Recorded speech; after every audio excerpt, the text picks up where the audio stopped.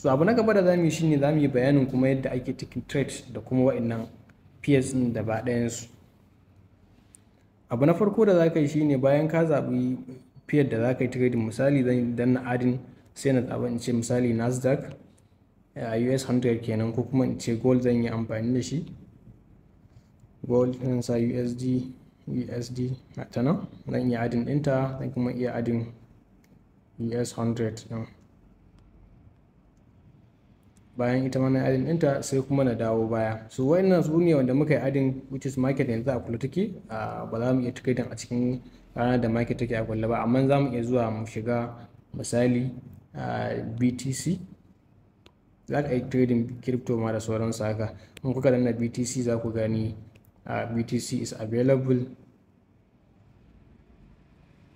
So ga BTC nan kuka duba za ku gani yana tafiya, is open kenan. Market tana trading BTC a cikin Saturday and Sunday. So abinda za ka yi shine akwai abubuwa kamar haka, akwai new order, akwai chart, akwai property, akwai market statistic, akwai simple view. So abinda za mu ke amfani da su guda biyu ne, daga market order sai mai chart.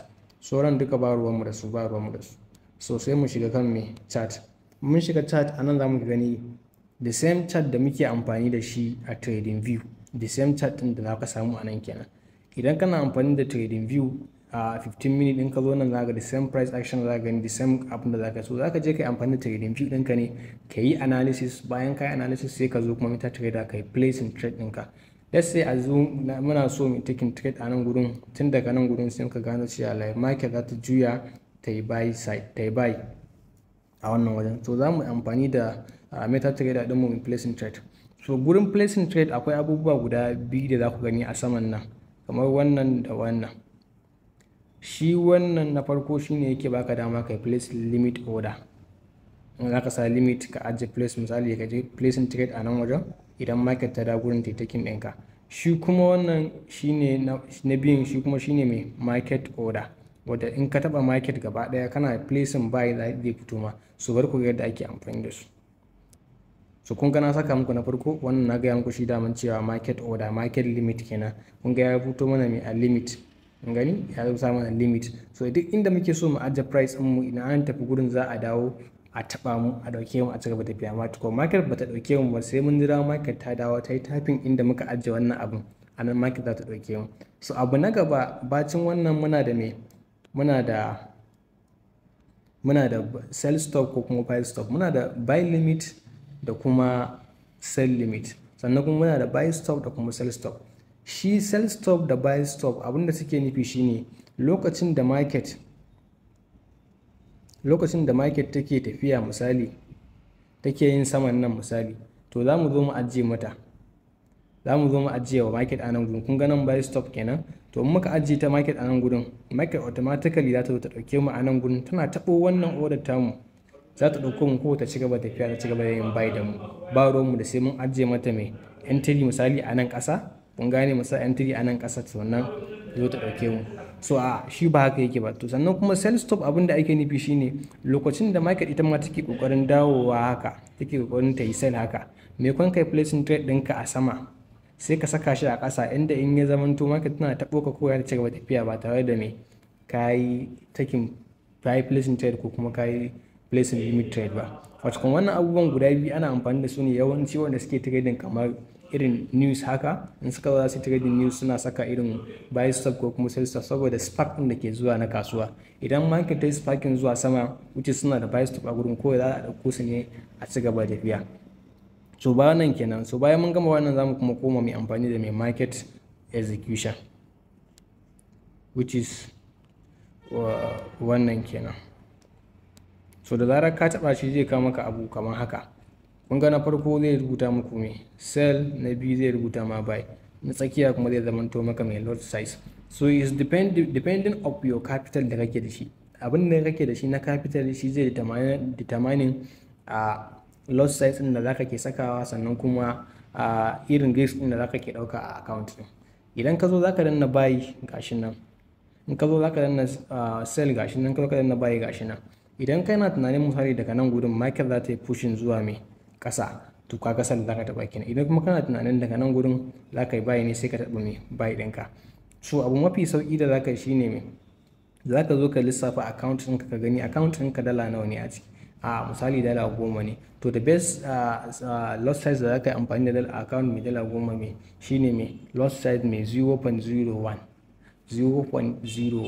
So kamar yadda kuke gani zaka taba wannan lot size ɗin ka gani wannan ya fito, zan iya goge wannan 2 ɗin nan na saka 1 ko kuma na goge na saka gaba ɗaya ma lot size 1 ko na saka 10, ya danganta da account ɗin da nake da shi, ko kuma sa 0.1 ko kuma 0.55 ko kuma sa 0.08, duka abin da ya danganta da depending of risk ɗin da zaka yi. Wannan dole din zaka yi trade ya kamata ka zo ka yi calculating risk tolerant ɗinka na account ɗin. Misali account ɗinka dala 100 ne ko dala 10,000, misali ina so ne taking place, misali bari na shiga account mai dala 25,000 misali.